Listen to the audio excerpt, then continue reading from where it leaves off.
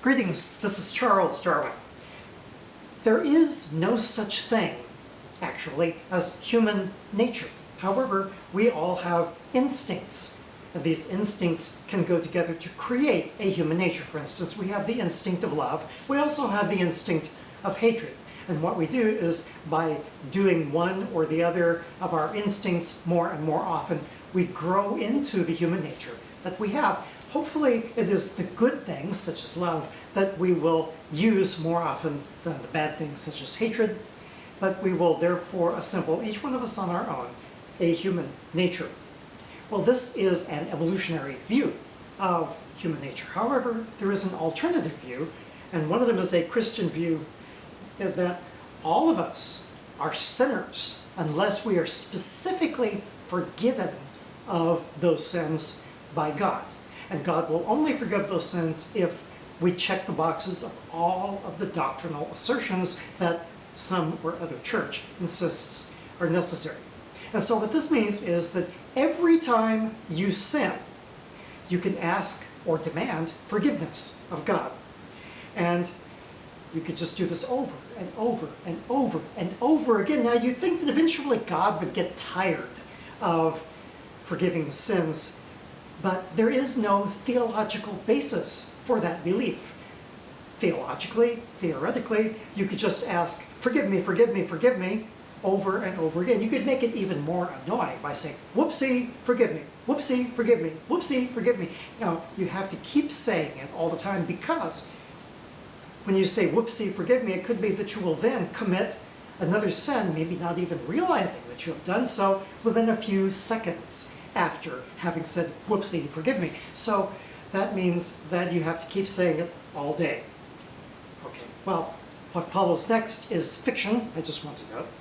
And that is that there is an app that is now available to you. It's called CheapGrace.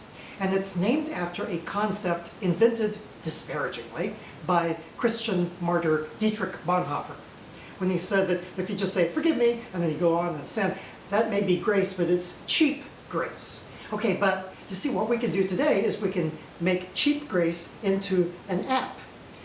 And what this app does is it sends a text message to God, whoopsie, forgive me, and then you don't even have to do it. You don't have to say it, because your phone is saying it for you. Okay.